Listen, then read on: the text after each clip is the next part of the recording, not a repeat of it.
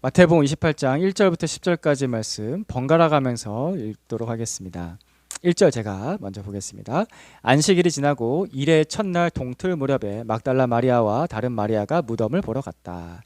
그런데 갑자기 주님의 한 천사가 하늘에서 내려와 무덤에 다가와서 그 돌을 굴려내고 그 돌 위에 앉았다. 그 천사의 모습은 번개와 같았고 그 옷은 눈과 같이 희었다.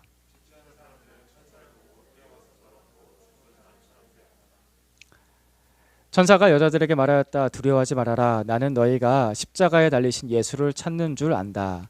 그는 여기에 계시지 않다. 그가 말씀하신 대로 와서 그가 누워 계시던 곳을 보아라. 그리고 빨리 가서 제자들에게 전하기를 그는 죽은 사람들 가운데서 살아나셔서 그들보다 먼저 갈릴리로 가시니 그들은 거기서 그를 뵙게 될 것이라고 하여라. 이것이 내가 너희에게 하는 말이다.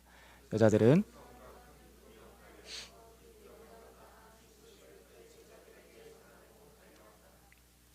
그런데 갑자기 예수께서 여자들과 마주쳐서 평안하냐 하고 말씀하셨다. 여자들은 다가가서 그의 발을 붙잡고 그에게 절을 하였다. 그때 예수께서 그 여자들에게 말씀하셨다. 무서워하지 말아라. 가서 나의 형제들에게 갈릴리로 가라고 전하여라. 그러면 거기에서 그들이 나를 만날 것이다. 아멘. 오늘 말씀은요, 마태복음의 28장 말씀이죠. 마태복음 28장. 이 마태복음 28장은 마태복음의 제일 마지막 장의 말씀입니다.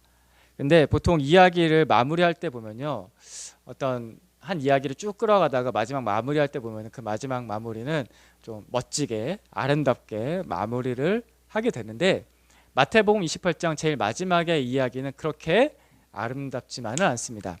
왜냐면은 예수님께서 십자가에서 죽으시고 부활하셨습니다. 그래서 구원을 완성하셨는데 너무나 큰 일을 이루셨는데 그 일은 너무나도 아름답고 멋진 일이지만 세상은 여전히 크게 변화되진 않았습니다. 예수님께서 부활하실 때 그 자리에 있었던 사람들은 경비병들과 몇 명의 여인들이었습니다. 이 경비병들이 왜 그 무덤에 있었냐 하면은 대제사장의 명령을 받고 예수님의 시체를 지키고 있었기 때문입니다. 그 이유는 이와 같습니다. 대제사장들은 예수님께서 부활하실 것이다 라고 했던 그 말을 기억하고 있었습니다. 대단하지 않습니까? 예수님의 제자들도 아니에요. 제자들도 아닌데 대제사장들은 예수님을 믿지도 않았지만 예수님께서 하신 말씀을 분명하게 기억하고 있었습니다. 그가 부활할 거라고 말했다는 거, 3일 만에 부활할 거라고 말했다는 거 분명히 기억하고 있었습니다. 그래서 대제사장들이 염려했죠. 예수님의 제자들이 예수님의 시체를 훔쳐가고서 부활했다라고 말할까 봐 그것이 염려되었던 것입니다. 이 내용이 27장 마지막 부분에 나옵니다. 27장 마지막 부분에 나오고 그리고 28장에 넘어가는 거예요. 그래서 경비병들이 제자들이 예수님의 시체를 훔쳐가지 못하도록 무덤을 지키고 있었던 것입니다. 경비병들은 만약에 3일 내에 누군가 나타난다면은 누가 나타날 거라고 기대했을까요? 제자들 몇 명이 나타날 거라고 기대했겠죠. 그래서 경비병들이 시간을 돌아가면서 지키고 있었던 겁니다. 근데 그들의 예상과는 다르게 오늘 말씀에 제자들이 아니라 천사가 나타났습니다. 천사가 나타났어요. 너무나도 의외의 예상치 못한 존재가 나타난 거예요. 사람이 아니에요. 신적인 존재가 나타난 겁니다. 그러니까 경비병들이 너무나 당황했고 두려웠고 떨었습니다. 여러분, 제가 몇 번 물어봤지만 천사 만나보신 적 있으십니까? 저도 없어요. 귀신 만나본 적 있으십니까? 저도 없어요. 하지만 귀신 얘기 들으면 어때요? 무섭죠. 예. 그 밤중에 막 이렇게 어두침침하게 입을 뒤집어 쓰고서 옛날에 뭐 수학여행 같은 데 가면은 친구들 모여가지고 야야야 우리 무서운 얘기 한 번씩 할까 하면은 귀신 얘기하는데 막 소름이 등줄기 쫙 끼치잖아요. 귀신 얘기만 해도 무섭다고요. 신적인 존재는요 얘기만 해도 무서워요. 천사를 만나는 건요 빠방 와 이런 분위기가 아니에요. 천사를 만나면 귀신 만나는 것처럼 무섭거든요. 그래서 성경에 보면요 귀신 만난 사람 천사 만난 사람들 다 무서워했습니다. 구약의 인물들도 그렇고 신약의 인물들도 그렇고 다 무서워했습니다. 경비병들 너무 무서워서 벌벌벌 떨었고 오늘 말씀해 보면 그 사람들 중에서 심지어 죽은 사람처럼 되었다라고 하는 사람들도 있었습니다. 그런데 그 경비병들 중에서 그래도 정신 똑바로 차리고 천사가 한 말을 들은 사람들 분명히 있었어요. 그래서 천사가 한 말을 듣고서 그것을 대제사장에게 보고를 했습니다. 오늘 말씀의 그 다음 구절 11절, 12절, 13절 말씀 번갈아 가면서 보겠습니다. 11절 제가 먼저 보겠습니다. 여자들이 가는데 경비병 가운데 몇 사람이 성 안으로 들어가서 일어난 일을 모두 대제사장들에게 보고하였다.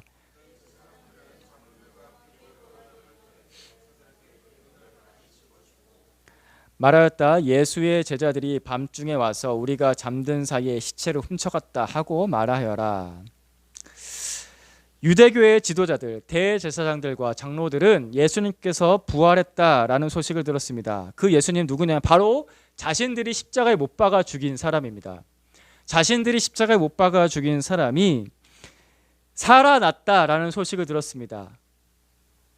근데 그 예고가 이미 있었다는 것도 이 사람들이 알고 있었고 3일 만에 부활할 것이라는 예고를 분명히 들었다는 걸 기억하고 있었고 그들이 기억한 대로 예수님께서 부활하셨다라는 것을 들은 것입니다.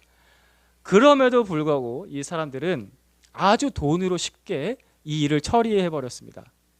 이들은 유다에게 돈을 주고서 매수했듯이 똑같이 경비병들에게도 돈을 주고서 그의 입을 막아버렸습니다. 그리고는 거짓 소문을 퍼뜨리죠. 제자들이 예수의 시체를 훔쳐갔다라고 말해라. 그들이 생각한 대로, 그들이 계획한 대로 그 사실을 거짓으로 뒤집어 엎었습니다. 그래서 이 사람들은 굉장히 어떻게 사람이 이럴 수 있을까라고 생각할 만한 특이한 행동을 합니다. 예수님께서 부활하셨다는 이야기를 듣고도 전혀 관심이 없고요. 천사가 나타났다는 얘기들을 듣고도 전혀 양심의 가책을 느끼지도 않았고요. 회개? 이런 건 생각하지도 않았습니다. 전혀 변화가 없었습니다. 벌벌벌 떠는 경비병들의 목격자의 이야기를 들었음에도 불구하고 마음이 요동이 전혀 없었어요. 돈 주고 그냥 이 일을 무마시키죠. 대단한 사람들입니다.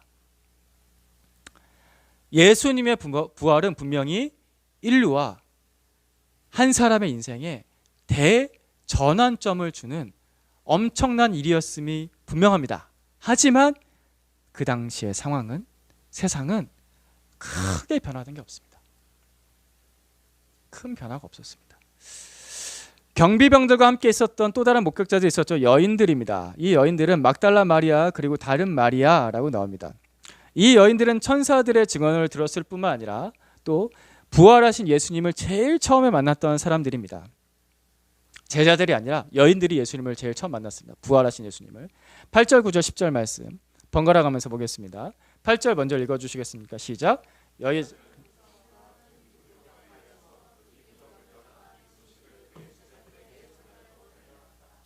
그런데 갑자기 예수께서 여자들과 마주쳐서 평안하냐 하고 말씀하셨다. 여자들은 다가가서 그의 발에 붙잡고 그에게 절을 하였다. 그때 예수께서 무서워하지 말아라. 가서 나의 형제들에게 갈릴리로 가라고 전하여라. 그러면 거기에서 그들이 나를 만날 것이다. 아멘. 여인들은 천사가 증언한, 부활하셨다고 증언한 그 얘기를 분명히 들었습니다. 근데 예수님께도 또 다시 한번 동일한 얘기를 듣습니다. 부활의 분명한 사실을 증명해 주시려고 예수님께서 부활하신 자신의 몸을 제일 처음 이 여인들에게 드러내 보여주시고 천사가 했던 얘기를 동일하게 한 번 더 반복해서 말씀하시죠. 내가 살아났다. 무서워하지 말아라. 갈릴리에서 나의 형제들, 나의 제자들에게 만나자고 말해라. 두 번의 증언입니다. 두 번의 증언. 한 번의 증언이 아니라 두 번의 확실한 증언을 받은 여인들은 제자들에게 달려가서 예수님께서 부활하셨다는 소식을 전했습니다. 이 증언은 명백한 사실이었던 거죠. 그런데 누가복음 말씀을 보면요. 24장 11절 말씀 같이 읽겠습니다. 시작. 그러나 사도들에게는 이 말이 어처구니 없는 말로 들렸으므로 그들은 여자들의 말을 믿지 않았다. 그때 당시 여인들은요. 사회적인 약자였습니다. 그러니까 연약한 사람들, 그렇게 힘이 없는 사람들, 발언권 약한 사람들의 말이었기 때문에 여인들의 말은 설득력이 떨어질 수밖에 없었습니다. 하지만 그럼에도 불구하고 제자들은 믿음이 참 연약했습니다. 그 믿음은 정말 실망스러웠습니다. 왜냐하면 앞서 말씀드렸던 대제사장들은 제자들이 아니었음에도 불구하고 예수님께서 부활하실 것이라는 얘기를 기억했다고요. 대제사장들은 아니 자신이 믿지도 않는 사람의 이야기를 기억했습니다. 그런데 제자들은 예수님께서 부활하실 것을 얘기를 직접 들었음에도 불구하고 그것을 잊어버린 거죠. 그래서 예수님께서 부활하셨어도 제자들은 크게 변하지 않았습니다. 계속 두려워 떨고 있었습니다. 예수님께서 십자가에서 못 박히신 이후로, 죽으신 이후로 계속 두려워 떨어서 어느 한 곳에 숨어 지내고 있었죠. 큰 변화가 없었습니다. 11 제자들은 우여곡절 끝에 예수님을 만나게 됩니다. 직접 예수님을 보게 되죠. 부활하신 예수님을 만납니다. 그때 장면에 대해서 오늘 본문 말씀 28장 마태복음 28장 16절 17절에서는 이렇게 기록을 합니다. 같이 읽어볼까요? 쭉 있습니다. 시작. 11 제자가 갈릴리로 가서 예수께서 일러주신 산에 이르렀다. 그들은 예수를 뵙고 절을 하였다. 그러나 의심하는 사람들도 있었다. 그러나 의심하는 사람들도 있었다. 성경은 사실을 기록합니다. 어떤 사실이냐면은 할 만한 사실을 기록하고 있습니다. 예수님의 직계제자 마태는 마무리를 짓는 순간인데 정말 어처구니 없는 사실을 기록하고 있습니다. 그러나 의심하는 사람들도 있었다. 성경은 있는 사실 그대로를 기록하고 있죠. 예수님께서 부활하셨지만 변화는 크지 않았습니다. 세상도 제자들도 그렇게 크게 변하지 않았습니다. 오늘 말씀은 예수님께서 제자들에게 가르치시는 마지막 수업과 같습니다. 우리는 이 말씀을 통해서 복음의 마지막 부분, 예수님의 양육의 마지막 부분을 보게 됩니다. 예수님께서는 3년 동안의 복음을 전하시고 제자들을 양육하시고 십자가에서 죗값을 다 치르시고 부활하셨습니다. 그래서 예수님께서 모든 사람이 하나님의 자녀가 되는 구원을 받는 놀라운 일을 완성하셨습니다. 완벽하게 완성하셨습니다. 그 일은 분명하게 완성된 일이고 아름다운 일이고 세상에서 가장 멋진 일임이 분명합니다. 그래서 그 일 이후에 온 유대 사람들이 회개해야 되고 그리고 온 이스라엘이 새롭게 변화되었어야 할 것 같습니다. 그죠? 그리고 최소한 적어도 제자들은 이전보다는 훨씬 좋은 믿음으로 변화되었어야 할 것 같습니다. 그렇지 않습니까? 하지만 예수님의 부활 이전과 이후는 크게 달라지지 않았습니다. 저는 이 장면을 볼 때마다 왜 이렇게 마무리가 되었을까 하는 안타까움이 있습니다. 설득력이 떨어지거든요. 그렇지 않아요? 예수를 믿으라고 기록한 성경인데 설득력이 떨어지는 얘기들만 기록이 되어져 있습니다. 자세히 보면요. 이걸 진짜 전도하라고 이렇게 기록하신 건가? 라는 이걸 조금 더 이렇게 좀 멋있게 좀 각색해서 기록했으면 더 좋았을 텐데 아니면 예수님께서 아예 부활하실 때쯤에 사람들 다 모아놓고서 제자들 유대인들을 많이 모아놓고서 자 모아놓으라고 미리 천사를 보내는 거죠. 천사가 가서 야 내일 예수님 부활하셔. 그 전날에 안식일날 저녁에 천사들을 막 이렇게 파송을 시켜가지고 야 무덤에 다 모여있어봐. 너희들 진짜 멋진 일을 보게 될 거야. 라고 해놓고서 사람들 다 모아놓고서 무덤 앞에 기다리고 있어. 그러면은 새벽에 빠밤 하면서 천사가 나타나서 탁탁탁 사람들을 쓱 하고 다 쳐다보고서 자 봐라 하면서 무덤 문을 쫙 굴리는 거죠. 그리고 예수님께서 등장하실 거죠. 나를 봐라 하면 이게 엄청난 일이 되고 사람들이 엄청나게 믿었을 거잖아요. 그렇게 했었으면 얼마나 좋았을까. 그러면은 다른 결과가 있지 않았을까요? 근데 왜 이 연약한 여인들 몇 명밖에 안 돼요. 한 2-3명. 그리고 믿지도 않는 경비병들 몇 명. 그 지극히 소수의 사람들이 예수님의 부활의 첫 번째 목격자가 되었을까? 왜 이렇게 되었을까? 이게 좀 이상하지 않습니까? 마지막 완성의 장면이거든요. 사람들 같으면 이런 엄청난 일을 할 것 같으면 행사를 하잖아요. 책을 쓰면 북콘서트를 하고요. 그죠? 뭐 배를 만들면은 그 배 띄울 때 이제 행사하잖아요. 엄청난 일을 했다. 뭐 신제품 나오면은 예? 그 행사하잖아요. 이번에 지플립 5인가요? 나왔다고 엄청난 행사를 하잖아요. 몇 달 뒤에 아이폰 15가 나오나요? 행사한다고요. 우리 이런 일을 했어. 근데 예수님 전혀 그렇게 하지 않으셨습니다. 근데 예수님께서 이때만 이러신 게 아니에요. 공생의 사역 중에 십자가 이전에도 그러셨어요. 십자가 이전에 예수님께서는 많은 사람들이 몰려올 때 그들 중에서 병자들이 있었지 않습니까? 불쌍히 여기셔서 한 사람 한 사람 고쳐주셨어요. 수많은 사람들을 고쳐주셨습니다.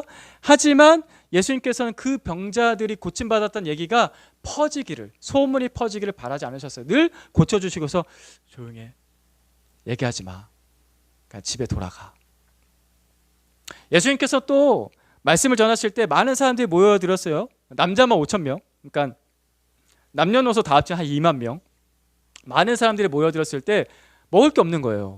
그래가지고 불쌍히 여기셨어요. 그때도 불쌍히 여기셨어요. 예수님의 말씀, 마음은 늘 불쌍히 여기는 마음이었지 않습니까? 불쌍히 여기셔서 보리떡 5개, 물고기 2마리로 그 2만 명을 먹이셨다고요. 그리고 나서 예수님은 산으로 피해서 가십니다. 왜냐하면 그 2만 명이 우와, 이분을 왕으로 삼자라고 했거든요. 요한복음에 따르면 예수님께서 그들을 피해서 산으로 가셨다라고 했습니다. 예수님 주변은 늘 큰 인기와 엄청난 부가 따라다닐 만한 조건이 충분했습니다. 그러나 예수님은 그 크기와 숫자에 연연하지 않으셨습니다. 예수님의 변화는 언제나 작게 시작했습니다. 예수님의 변화는 항상 작게 시작합니다. 그것은 마치 자연스러운 성장과 같습니다. 성장은 자연스럽게 일어나야 됩니다. 비정상적인 성장은 건강하지 않습니다. 저희 집에 작은 방에요, 아이들의 키를 표시해 놓은 한 벽이 있습니다. 하얀 벽에 한 구석에 아이들의 키를 표시해 놓은 벽이 있습니다. 매일 얼굴 보는 우리 아이들이 얼마나 컸는지 날마다 볼 때마다 그게 컸는지가 이게 분간이 안 되잖아요. 그래서 벽에다가 표시를 해주죠. 그 벽에다가 표시를 해보면요, 한 달 전, 2달 전과 분명히 차이가 있습니다. 수십 센치씩 갑자기 크지 않습니다. 비정상인 거죠. 그럼 병원 가봐야 돼요. 그 표시를 보면요, 0.5cm, 1cm, 2cm, 3cm 요 정도 선에서 차이가 있어요. 한두 달 전과는 분명히 차이가 분명히 있습니다. 눈에 보기에는 안 자라는 것 같지만 아주 천천히 자라고 있습니다. 그 말 뜻은 뭐냐면은 정상이다. 우리 아이들은 정상이다. 아주 적게 자라지만 갓난아이 때와 비교하자면요, 정말 엄청 큰 거예요. 와, 160cm가 넘었어요. 와, 엄청 컸습니다. 제가 양육할 때 자주 하는 말이 있습니다. 하나님께서는 과정을 건너뛰지 않으십니다. 하나님께서는 전능하셔서 드라마틱한 변화를 만드실 수 있으십니다. 그래서 하나님께서 종종 기적을 일으키곤 하십니다. 홍해를 가르세요. 돌아가라 하지 않으시고, 이건 과정이 중요해, 돌아가라 하지 않으시고 홍해를 가르시고 마른 땅을 건너가기도 하십니다. 이건 드라마틱한 변화거든요. 예수님께서 때로는 갈릴리 호수 위를 걸어서도 오시게 하셨습니다. 배 타고 오지 않으시고 풍랑에는 그 갈릴리 호수 위를 그냥 처벅처벅 걸어서 오셨다고요. 드라마틱한 변화죠. 예수님께서 아까도 말씀드렸듯이 병자들 고치십니다. 약 바르고 나으라고 해 하지 않으셨고, 나아라, 내가 너의 질병을 대신 지겠다. 한 사람 한 사람 손을 얹으시고 고쳐주십니다. 죽은 자를 살리기도 하셨습니다. 이건 분명히 자연스럽지 않은 일입니다. 그죠? 자연을 거스르는 일이죠. 자연의 법칙을 거스르는 일입니다. 종종 그런 드라마틱한 변화를 일으키기도 하십니다. 하지만 예수님께서는 한 사람을 변화시킬 때는, 그 사람의 인생과 인격을 변화시킬 때에는 이 방법을 쓰지 않으십니다. 왜냐하면 그것은 정상적 방법이 아니기 때문입니다. 그러면 정상적으로 자라지 않습니다. 예수님께서는 그 한 사람 한 사람에게 필요한 과정을 충실하게 실행하십니다. 오늘 말씀을 보면은 예수님의 부활 이전과 그 이후에 큰 변화가 없는 세상을 보게 되고요, 큰 변화가 없는 제자들을 보게 됩니다. 이것들을 보게 되면은 세상과 우리의 믿음 사이에서 괴리감을 느낄 수 있습니다. 아, 왜 이렇게 안 변하나? 이런 믿음으로 세상을 살아갈 수가 있을까? 그죠?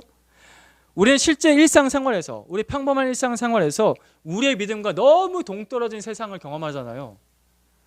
아, 이런 세상에서 우리가 믿음으로 살아? 돈이 최고인 세상에서, 권력이 최고인 세상에서 거짓말이 사실이 되는 이 세상에서 진실하게 믿음으로 살아?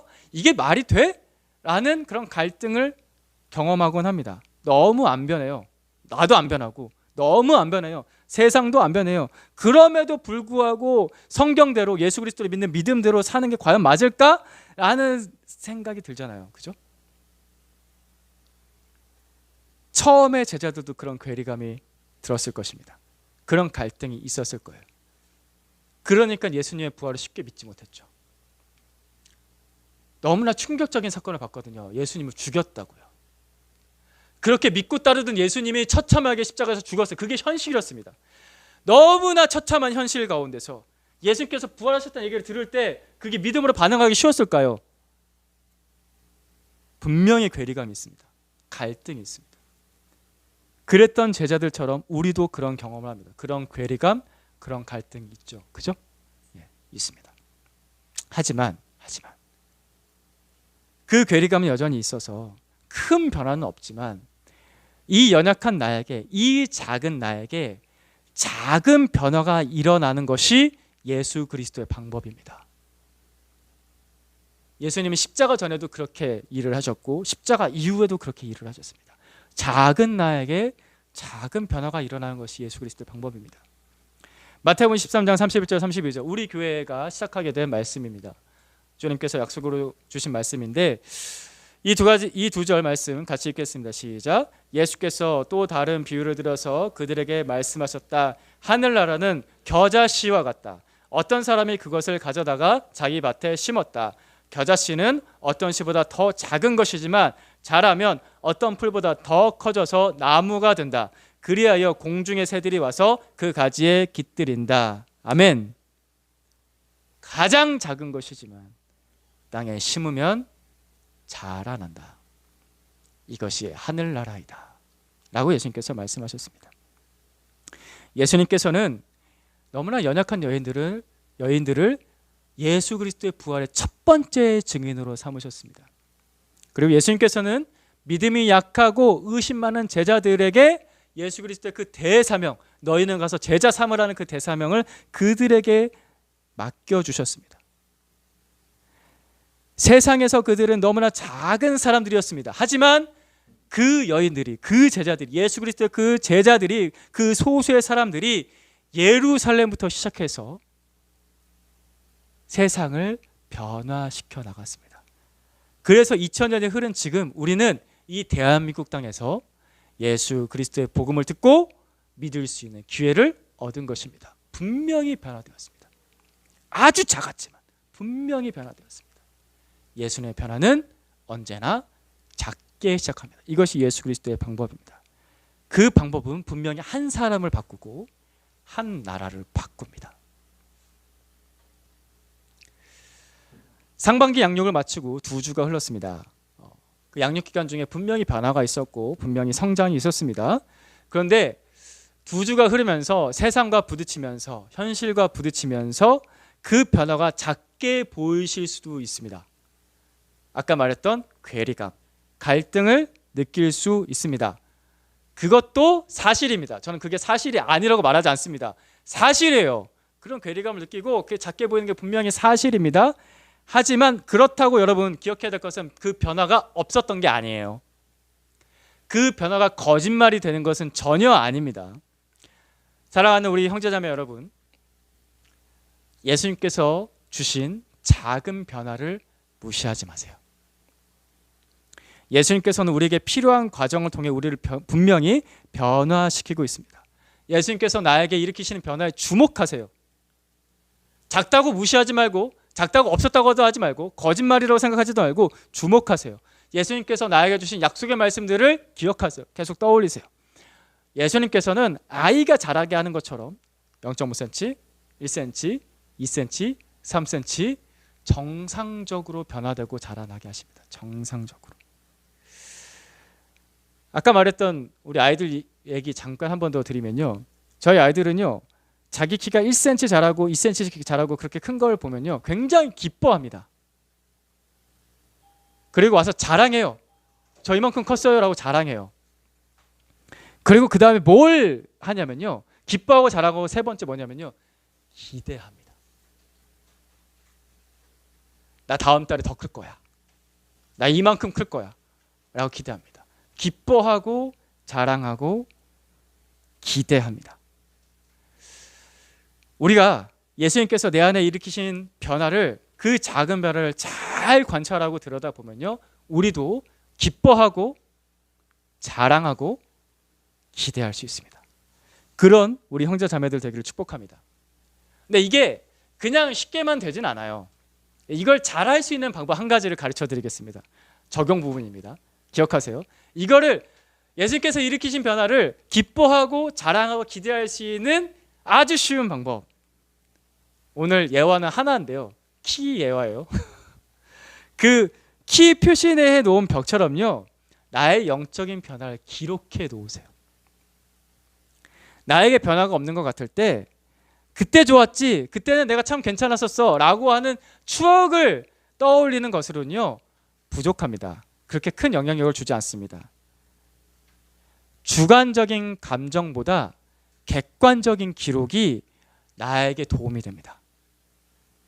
주관적인 감정보다 객관적인 기록이 훨씬 더 사실입니다. 사실성을 띠고 있습니다. 그래서 나에게 도움을 준다고요. 그래서 나의 영적인 일기, 나의 인생의 이야기, 나의 간증이 몇 달 전에, 몇 년 전에 쓴 게 있지만 그걸 다시 들여다보면요, 오늘 나에게 격려를 줘요. 그때 내가 지금의 나에게, 그래, 이만큼 변했었어, 예수님께서 너를 변화시키고 있어 라고 격려를 해줘요. 그래서 여러분, 제가 그렇게 간증문을 쓰라고 하는 거예요. 느낀 점을 적어보라고 하는 거예요. 정리하면서 뭐가 제일 좋았니라고 계속 물어보잖아요. 양념해서 뭐가 제일 기억에 남아요, 뭐가 제일 좋았어요, 계속 물어보잖아요. 적어보라고 하잖아요. 답을 적어서 오라고 하잖아요. 제가 계속 기록에 남기라고 하죠. 간증문 쓰고, 또 큐티 기록 왜 해요? 그거 하라고 하는 거예요. 기도 제목 노트 쓰는 거 왜, 그거 하라고 하는 거예요. 기억하라고. 그 객관적 사실이 나에게 격려할 수 있도록. 그래서 쓰는 겁니다.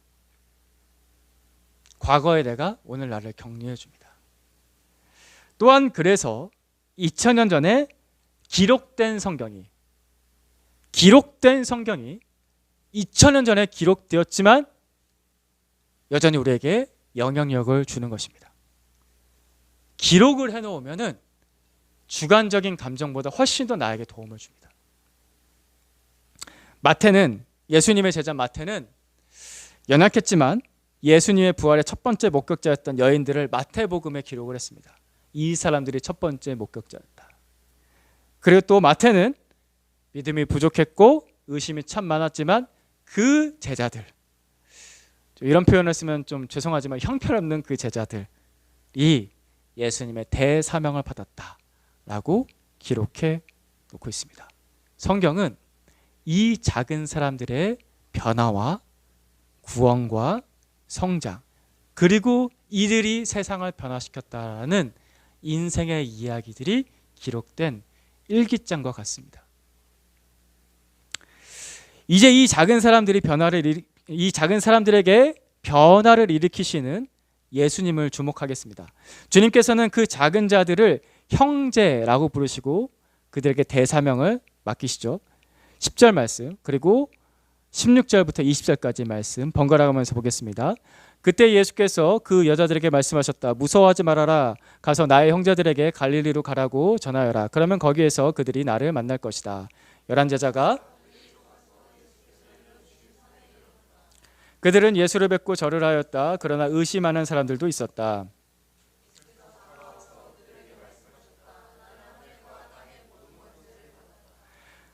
19절 20절은 같이 읽을까요? 같이 있습니다. 시작. 그러므로 너희는 가서 모든 민족을 제자로 삼아서 아버지와 아들과 성령의 이름으로 세례를 주고 내가 너에게 명령한 모든 것을 그들에게 가르쳐 지키게 하여라. 보아라, 내가 세상 끝날까지 항상 너희와 함께 있을 것이다. 아멘. 예수님과 그분의 말씀과 그 작은 제자들을 통해서 수백억의 사람들이 예수님과 그분의 말씀과 그의 제자들 때문에 하나님의 자녀가 되었습니다. 예수님께서 일으키시는 작은 변화에 주목하십시오. 여러분에게 그 작은 변화가 계속해서 일어나기를 축복합니다. 여러분들이 그 작은 변화를 보고 기뻐하는 하나님의 자녀가 되기를 축복합니다. 그 작은 변화를 통해서 하나님 말씀대로 이렇게 이루어질 거야 라고 기대할 줄 아는, 그걸 자랑하고 싶은 예수 그리스도의 제자가 되기를 축복합니다. 기도하겠습니다. 예수님, 우리는 작습니다. 우리는 너무나 연약합니다. 하지만 주님께서 우리를 부르셔서 예수 그리스도의 복음을 듣게 하시고 믿을 수 있는 은혜를 주셨습니다. 우리에게 필요한 변화를 일으키시고 성장하게 하시는 주님을 보게 하여 주시옵소서. 이 작은 변화를 볼 수 있는 눈을 열어 주시옵소서. 그래서 주님을 기뻐하고 주님을 자랑하고 주님을 기대하는 하나님의 자녀 예수 그리스도의 제자가 되게 하여 주시옵소서. 예수님의 이름으로 기도드립니다. 아멘.